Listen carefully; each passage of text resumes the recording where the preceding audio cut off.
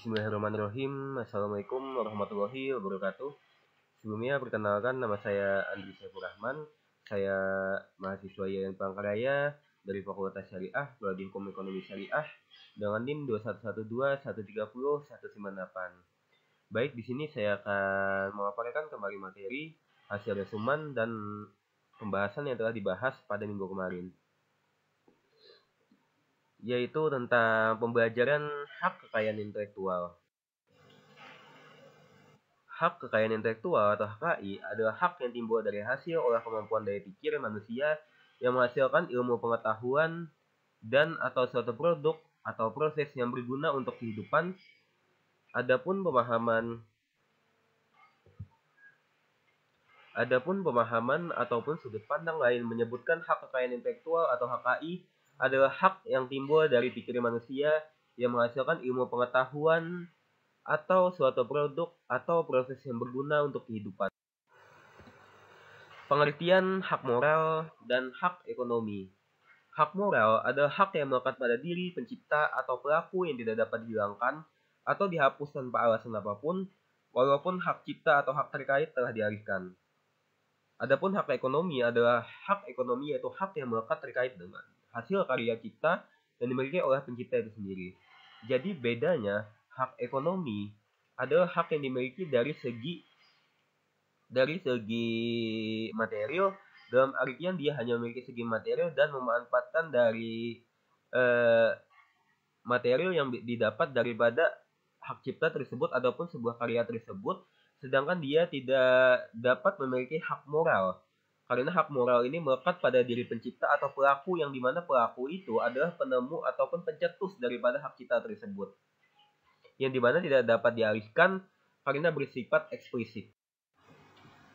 Selanjutnya, sejarah hukum HKI pada Konvensi Bonn di tahun 1886 pertama kali yaitu membahas dan mengatur perihal hak cipta. Antara negara-negara berdaulat, hak cipta diberikan secara otomatis kepada karya cipta, dan pengarang tidak wajib mendaftarkan karyanya untuk mendapatkan hak cipta.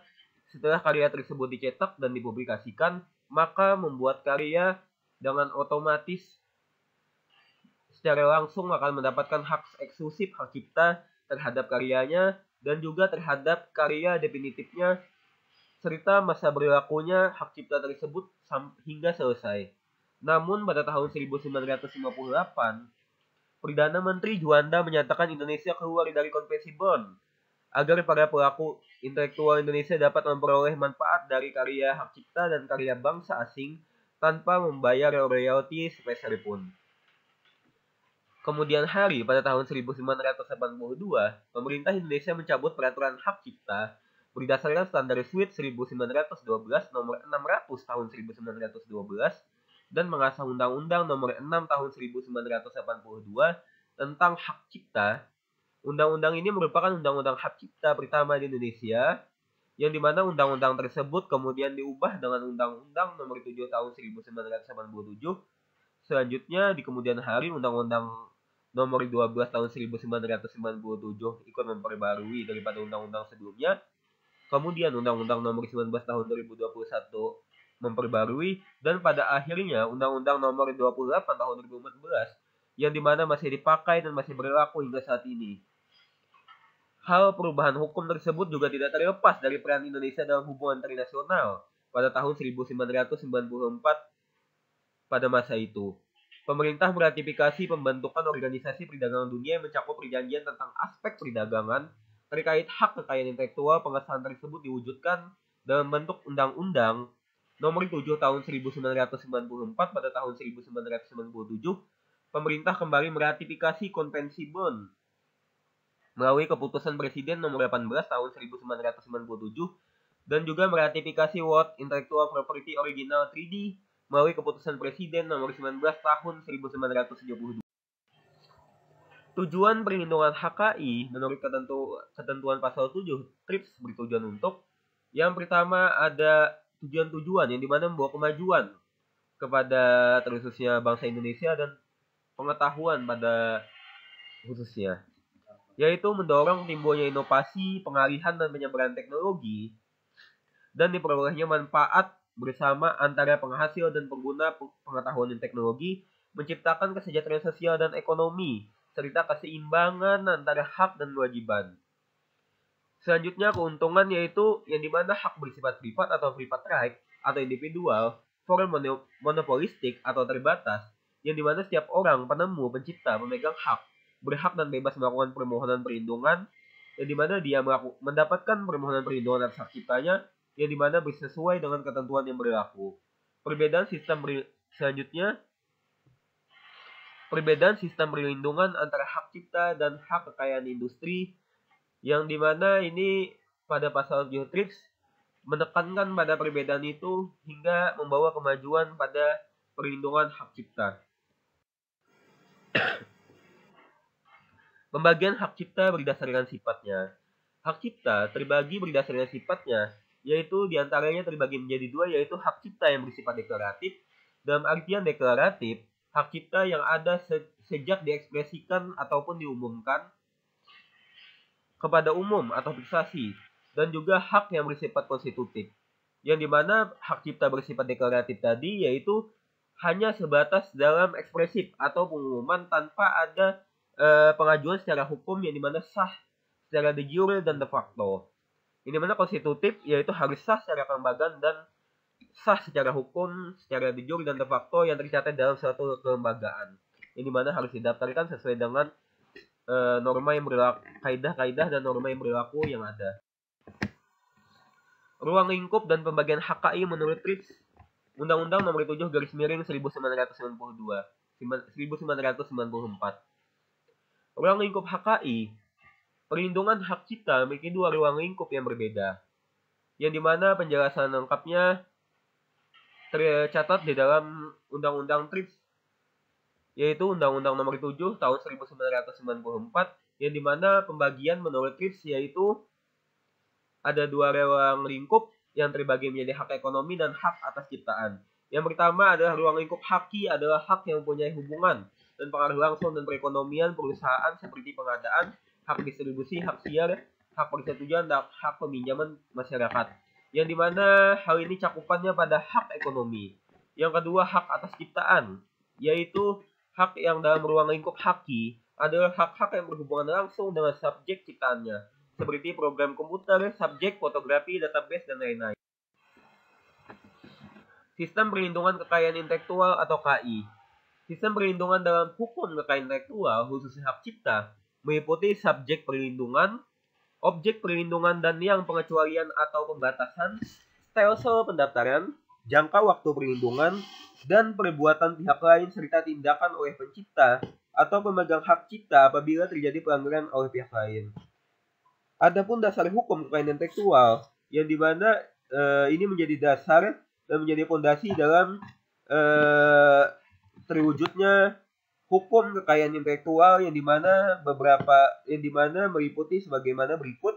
Yang pertama Undang-Undang Nomor 19/2002, yang dimana diganti oleh Undang-Undang Nomor 28/2014 tentang hak cipta, yang dimana berisi tentang hak cipta, pencipta, perlindungan hak cipta, dan juga ciptaan yang dilindungi. Selanjutnya Undang-Undang Nomor 4 Tahun 2001 tentang hak paten, yang dimana berisi tentang inventor dan juga pemegang hak paten. Selanjutnya itu Undang-Undang Nomor 15 Tahun 2001 tentang merek, yang dimana berisi tentang merek dagang, merek jasa, merek kolektif, dan juga jangka waktu perlindungan terhadap merek. Adapun Undang-Undang Nomor 31 Tahun 2000 tentang desain industri, yang dimana berisi dan mencakup tentang desain industri dan jangka waktu perlindungannya. Dan yang terakhir Undang-Undang Nomor 32 Tahun 2000 tentang desain tata letak sirkuit terpadu, berisi tentang desain tata letak dan juga sirkuit terpadu. Yang dimana Undang-Undang Nomor 30 Tahun 2000 tentang rahasia dagang. Yang terakhir dalam ruang lingkup haki adalah berisi tentang rahasia dagang, lingkup rahasia dagang, dan juga perlindungan terhadap rahasia dagang. Konsep harta dalam Islam. Secara etimologis,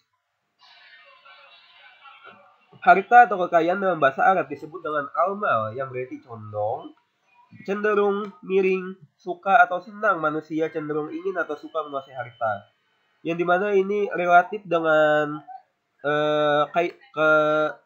dengan watak dan tabiat manusia yang dimana cenderung ingin berkuasa dan tergoyah akan kekuasaan material.